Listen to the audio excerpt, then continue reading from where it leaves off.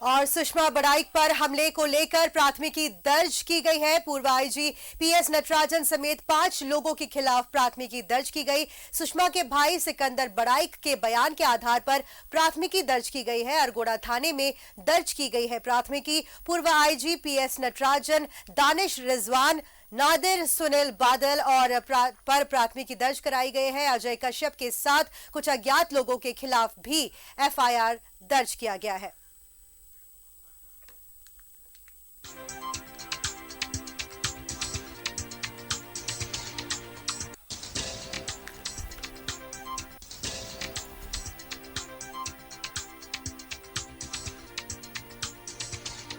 कल सुषमा बड़ाइक पर गोली चलाई गई थी। 3 गोली दागे गए थे, 2 उनकी छाती पर लगी और एक उनको छूते हुए निकल गई। गंभीर अवस्था में उन्हें अस्पताल में भर्ती कराया गया और आज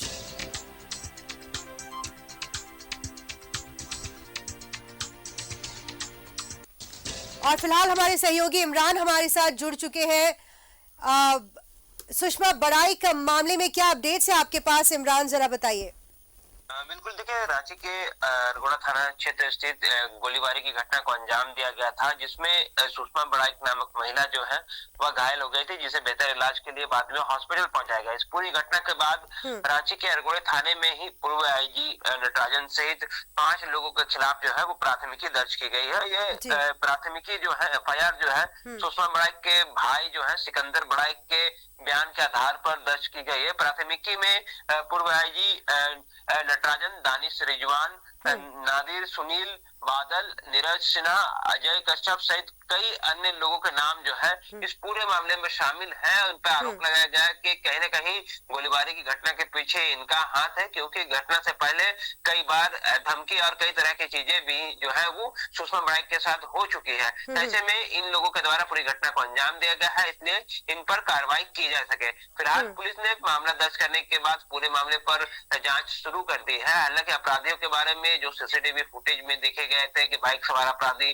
फायरिंग की घटना को अंजाम देने के बाद सभी वहां से फरार हो गए और फिर बाद में पुलिस पहुंची और जिसके बाद घायल अवस्था में सुषमा बड़ाइक को हॉस्पिटल में एडमिट कराया था। फिलहाल पुलिस प्रयास कर रही है कि अपराधियों तक गिरफ्तारी किया जाए। गिरफ्तार अपराधियों के होते ही जो लोग शामिल हैं इस पूरे मामले में उनकी जवाबदेही तय होगी और उसके बयान के आधार पर इस पूरे मामले पर जो नामजद आरोपी बनाया गया है क्या उनका रोल है या नहीं है, इस दिशा पर भी खुलासा हो पाएगा। तो फिलहाल पुलिस की जांच जो है वो अपने स्तर से थाने की टीम कर रही है। पूरे मामले पर एसआईटी का भी गठन किया जा चुका है और पूरे मामले की जांच या तफ्तीश जो है वो जारी है। साथ ही इमरान, ये भी मैं आपसे जानना चाहूंगी, अगर आपको ये जानकारी हो कि सुषमा बड़ाइक की स्थिति फिलहाल कैसी है।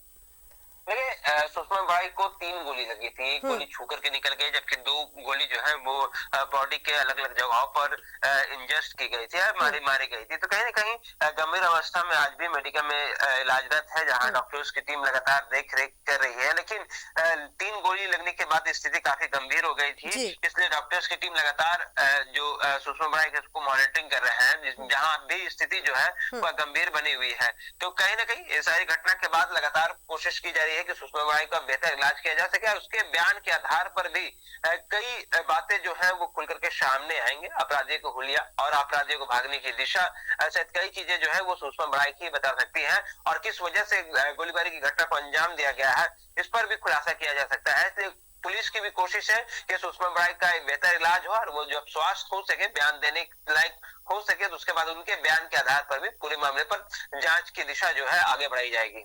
और साथ ही इमरान, ये भी आपसे जानना चाहूंगी कि इस घटना होने के बाद जो सुरक्षा व्यवस्था है हमारे शहर की, इस पर भी सवाल उठाए जा रहे हैं।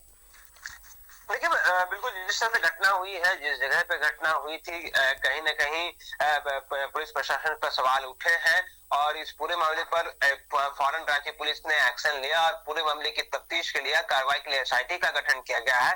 क्योंकि सुषमा बड़ाइक कई तरह के मामलों में उलझी हुई है, कभी यौन शोषण के मामले में, तो कभी धमकी के मामले में, कभी जमीन से जुड़े मामले में, तो कभी कई तरह के मामले में सुषमा बड़ाइक जो है विवादों में रहती रही है। तो कहीं न कहीं विवाद की वजह से ही इस पूरी घटना को अंजाम दिया गया है।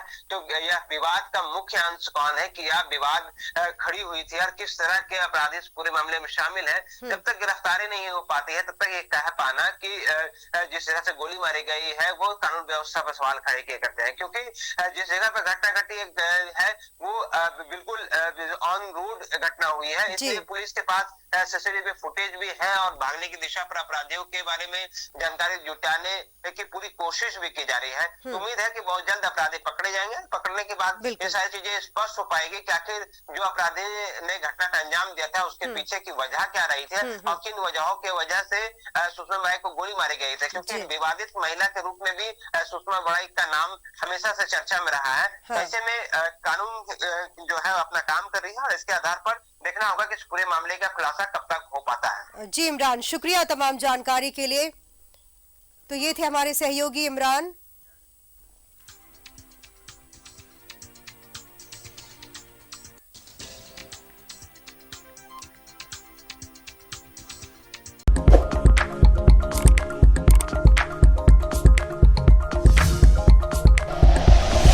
Like and share videos, subscribe करें हमारा चैनल और प्रेस करें बेल आइकॉन। न्यूज़ 11 भारत, सच है तो दिखेगा।